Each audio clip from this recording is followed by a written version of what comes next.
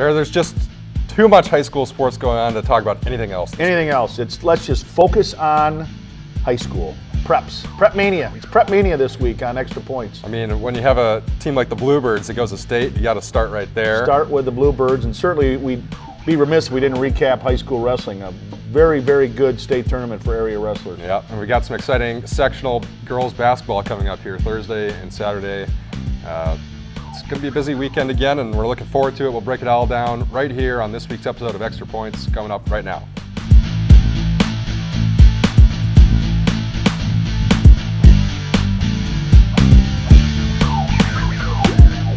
If you're following along this weekend, you know that John Barry busted out his little Civ chant on Twitter there. That's because the crowd was chanting Civ. I was just relaying what the crowd had said, and it was pretty funny. I mean, the Bluebirds got to the goalie quickly, and there were a couple of goals that I think you and I probably could have stopped, but that's here nor there. But what a performance. I mean, they were, they rallied late to beat Waukesha, went into the Kettle Moraine game, probably a little bit of an underdog. Kettle Moraine was a top seed. And then just after a 2-2 first period, just the floodgates opened. And they just, Ty Perkins with a hat trick, Connor Perkins with a goal, Harry Hensler as usual, you can't move him away from the net, so he gets a goal on a tip-in. And just a great time to be playing their best hockey of the year. Yep, they kick us off here on Prep Spot. Welcome. Extra Points. This is sports reporter John Barry. I'm Eric Schmolt, sports editor. We're going to break down the Bluebirds. We'll talk some girls basketball. We'll talk some wrestling. But you hit the nail there. You were there. Maybe you can take us through. I mean, a month or so ago, we never would have thought the Bluebirds could have advanced to a state tournament. But here we are. They're going up there Thursday. They'll play at 1:15. I mean, how surprised are you that they got to this point? I'm not surprised when you look at the sectional that they had. They weren't the dominant Milwaukee teams like Cedarburg or University School, so they avoided them. The Big 8 schools, the good ones, Memorial and Middleton, were in a different sectional. So their section was probably the most wide open of the 8 in the state. So from that sense, I'm not surprised. But again, after their 3-game losing streak, where they lost badly 3 games in a row, you thought, well, maybe they've kind of packed it in. But they regrouped. Coach Marmon made a lineup change. He moved J.T. Smith back to defense, and since that point, they haven't lost. I think they're 7-0-1 and really playing good hockey right now, getting production from 3 lines. The defense has played better, and Jesse Heiss has been a stalwart in the net. Is this a team that maybe doesn't have the star power of a Ross Maurerman-led team that would have been there back at state 2008, 2005, were the last 2 times I think they were there. But, does this team remind you of those teams? Or, what have they done to put themselves in with the state's elite here? Well, I think personality-wise, it's the chemistry thing. And I know that's an old cliche. You hate to use it too much. But these kids have been playing under Coach Marmon for 10 years, since they were 7. So Connor Perkins, Smith back, Harry Hensler, Nolan Stieg, Jesse Heiss, Sam Iverson. Those kids have been together with Maurerman running his system for 10 years. And it's nice to see for the seniors, for Perkins and Hensler and them, it comes to fruition where you're actually getting a chance to play at state. And obviously, let's face it, this is it for these kids playing together. A Perkins, Connor may end up playing somewhere next year, but certainly the most of them, this is it for them. So what a better way to go out than go to state and really not just get there, but have a chance to do something. I was going to say, tell me what you know about Superior. Well, Superior, let's face it, they're a state powerhouse. They've got 12 state titles. No one's close to that. This is their, I think, 13th state appearance in the last 14 years. But in talking to John Maurerman, I get the sense that, they're going to be good and they'll be a tough test, but not your typical really, really good Superior team. A lot of those kids up there either go play in a Duluth team or they play junior hockey, so it's not so much the dominant Superior teams that we've seen in the past. So a chance for them, the Bluebirds, to go in there. If they play well, they continue to play the way they've been playing, the last month, they got a pretty good chance to come out of there to win and get to a state sectional or a semifinal game. Anything else that we should know going up there? Usually I remember going up there in 2005 when they were there. That was when I was in school up there. They brought a big fan base. Hopefully can bring some people up there Thursday. Well, and I think they will. There was a great turnout at the sectional in Milwaukee. The thing to watch, if you get a chance to see them play, is the bigger ice is an advantage for them because they've got kids that can skate. Connor Perkins can skate with anybody. Harry, when he gets going, is tough because he's so big. Sam Iverson's a very good skater.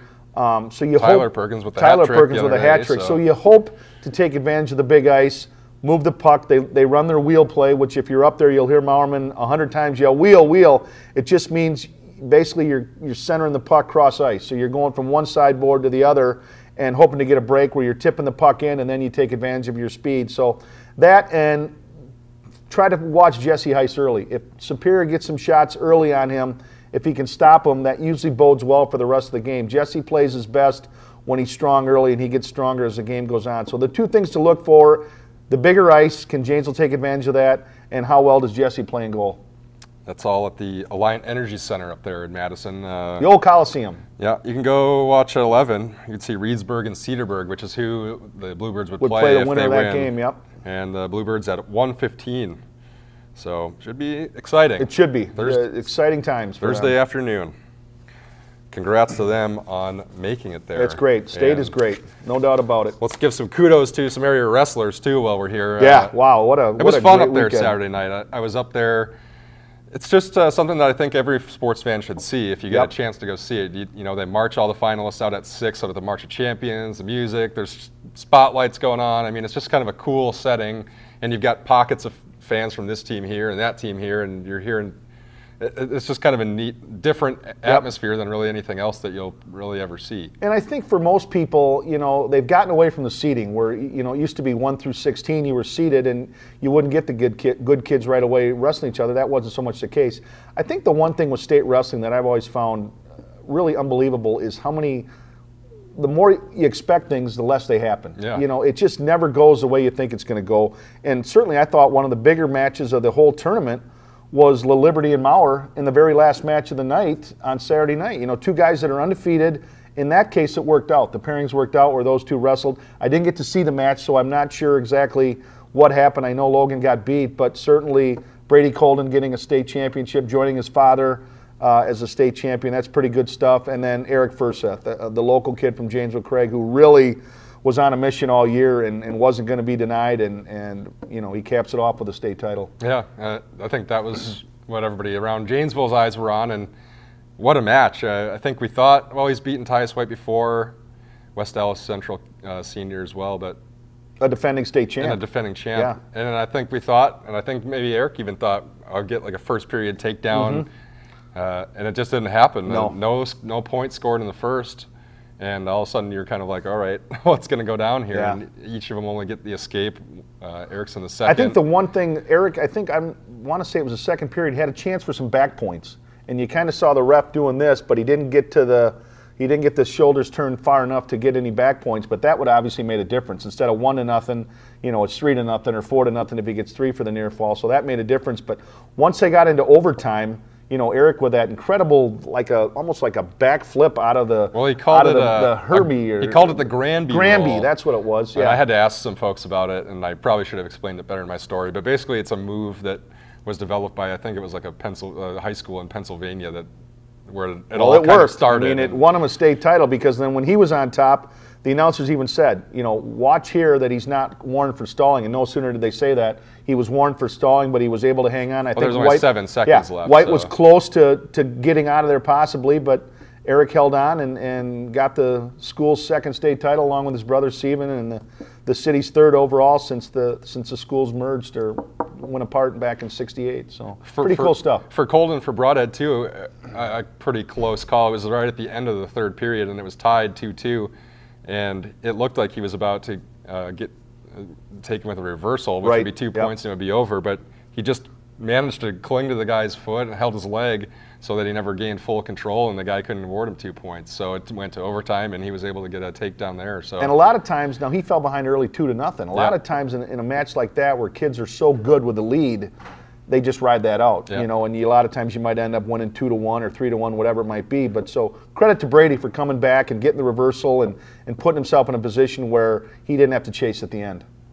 But you talked about some of the seeding stuff and not always knowing what's going to happen. When you look like a Bowen Wildman, who we thought might have a real good chance for Milton, loses in the last 10 seconds of his first match, and all of a sudden he's on the wrong side of the bracket, and the kid that he actually lost to was in the finals Saturday night. So you just don't know. And I think the other shocker was Bo Bresky, considered probably pound for pound the best wrestler in the state, a national champion, hadn't lost a match since his freshman year, he's a junior now, got beat in the finals by a kid from Merrill in, I think, on a referee's decision or whatever they call that after it's a tie after the ultimate tie the ultimate tiebreaker, yeah, and he lost. So he was the one kid, I think most people thought was going to dominate.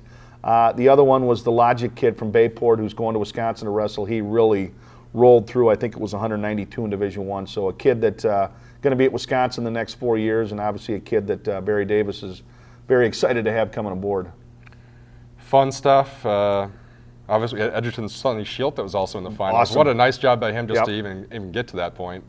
Don't think I've ever seen a kid as emotional as he was after his match on Friday night when he was into the finals. I mean, he had to collect himself, and understandably so. I mean, a kid that has worked his butt off, not like everyone else didn't, but I mean, a kid that really gave everything he had to wrestling and got a chance to wrestle for state.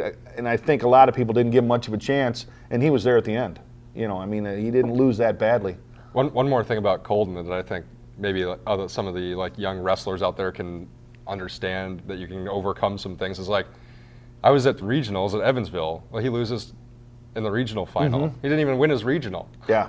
He goes on to win state. Wrestling's the one sport where there are no guarantees. You just don't know. I mean, in a 6-minute period, you can dominate and somebody gets a throw on you, or something happens. In the case of Jordan Meyer back in the team wrestling, when he's dominating a kid, throws him to a back, which you think is just a meaningless throw, and he gets disqualified. So it's the one sport where there's a lot of intangibles that take place that can kind of dictate how a match goes sometimes. Yeah, team state up there in Madison this weekend. Too bad we don't have anybody there. Yeah. It's too bad, yep. Maybe next year. Kalkana sounds like they're kind of in a league in their own anyway, but again, it's wrestling. Who knows? Yeah, we'll find out. We'll also find out more about our girls basketball teams here Thursday night. Almost what we expected. We were thinking we might get another Craig Parker matchup, but Madison Memorial the other night with a buzzer beater, and you were there to see that. Yeah, they just made shots when they had to. Parker had a chance. I think the play of the game with about 15 seconds left, there was a loose ball along the baseline.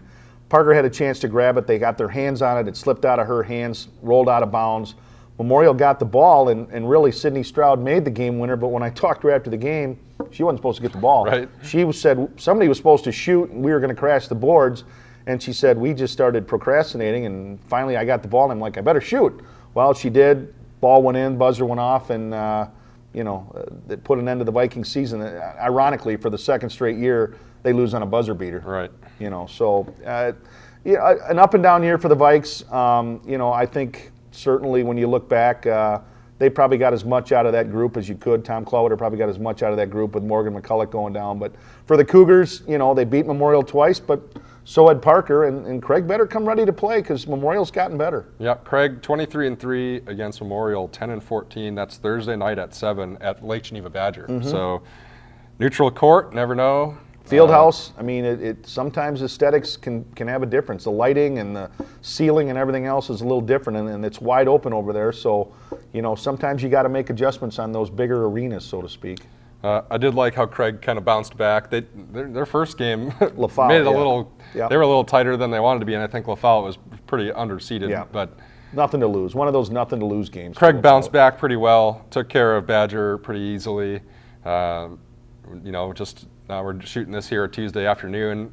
Senior guard Al Hughes was named her second player of the year for the Big Eight Conference. So. And well deserved. I mean, I don't think there's any question she was the premier player in that league the last 2 years. But got to 1,000 points the other night. So and certainly have to mention Craig Jr., Delaney Schanenberger, another well-deserved choice on first team, along with Parker's Paige Smith, who ended a great career just short of 1,000 points. And also the second straight year that Paige has been on the first team. It's pretty nice when you have 60% of the league's first team players from Janesville. Yeah, I mean it just tells you how far basketball's come in this town, at least on the girls' side. The other sectional there in Division I, no surprise, Middleton versus Verona. So we've got the top 3 teams in the Big Eight still sitting there, and it's going to be an interesting fight Saturday night. Well, first Thursday to see which one comes out of there, and then I just like the way Middleton's playing. They are just killing everybody right now. Ever since that loss to Parker, he's kind of switched to that 5 in, 5 out, and it's just giving team fits. And you live and die by that. But when you've got kids that can shoot, and there's not much difference between your 4th player and your 9th player, you can do that. Now, obviously, Verona prevents size problems with Opsel and Mueller and Luring and those kids, but I like Middleton. I think I pegged Middleton to come out of that sectional when it first came out. Certainly would like to see the Cougars get there and win that game, but I just like the way the Cardinals are playing right now. Well, I don't know. Perfect world for Kerry Storbach and Craig. You would hope that they could maybe go up against Memorial again like they did last time and kind of dominate them and maybe wouldn't have too much gas out of the tank going into Saturday. Some left in your legs for Saturday afternoon. Middleton and Verona, that could be quite the fight, and maybe they take something out of each other. And that's another thing to point out is those Saturday afternoon games. They've kind of changed that in the last few years, where a lot of times when you got to sit around all day, you got that 7 o'clock game, but you don't have school. You sit around all day and you think about it. Now you're playing at 1 o'clock. You can get to the gym, you can play, and maybe the nerves aren't quite as bad as they'd be sitting around all day. But let's face it, whoever Craig, if they can get by Memorial, whomever they get, whether it's Verona or Middleton, split with them both. Got beat pretty soundly by both the last time they faced him. So you'd hope you'd learn some things. And I know for Middleton, they really clamped down on Al Hughes. I understand that they kind of shadowed her with 2 people and made somebody else beat him and really tired her out. And I think she ended up fouling out, so maybe they learned something in the first time. But so did the Cougars, and so did Kerry Storbach. And like I say, how great would it be if we could head up to Green Bay next weekend with the Cougars playing there? Yeah. If you don't feel like driving out of town, I don't know, it stopped snowing, but if you want to stick around town here, but there is a Division II sectional semifinal game at Parker. Oh, it's at Parker. Okay, yep. Monona Grove and Waterford, and then the winner on Saturday actually plays at Craig. So there will be some basketball in town here, not necessarily any of you in our readership area, but there will be some hoops here. I will be at Fort Atkinson on Thursday for the Whitewater Whippets and Broadhead rematch. 2 teams that know each other very well. Broadhead knocked Whitewater out last year. Whitewater hopes to return the favor this year. I think they will, just because I saw the 2 teams play against each other earlier. Not close. Whitewater dominated. That game was never close. Certainly Broadhead with the experience with Kylie Moe. A good team, but Whitewater's just they're a team that is really a tough matchup for anybody. And I think we said last week I expect Whitewater to get to the Rush Center, and I'd be shocked if they don't win a state title. Well, I mean, they already played one of the top teams, Lakeside. Yeah, in a regional final the other night where neither team had even lost a game. No. Pretty crazy that they even had to play that early, but got through there 69-61. Broadhead almost lost to Bigfoot, which that's surprising because I saw those 2 play during the year, and Broadhead handled them pretty easily. And then you got Adams Friendship and Dodgeville in the other half of that. Friendship spent a good portion of the season as the number 1 team in Division III, so obviously there's some talent there. Their only losses to Parker. Right, and I think when you look at them, it's Whitewater's so tough to match up with. Again, without knowing much about Adams Friendship, they've got 1 kid, I believe, that's going to UW-Milwaukee on a scholarship, but boy, I really like Whitewater. I just think they're at a different level in Division III. We'll know by this time next week if we've got 1 or 2 or hopefully 2. Hopefully there's at least. I think we're going to have 1. There's at least 1. I think we're going to have at least 1. Yeah, whether it's the Cougars or the Whippets, Cardinals possibly, but I really believe. I'm not going to back down on it now. I believe Whitewater's going to be your state champion in Division III. You heard it from Bear first, going out on the limb. It's just me. I'm not a betting man, but if I had to bet, I would bet on the Whippets to win the state title. Another fun week ahead. Yeah, another busy. fun week here on Extra Points, so thanks for joining us. Spring training started today. Games started today, so it can't be too far off.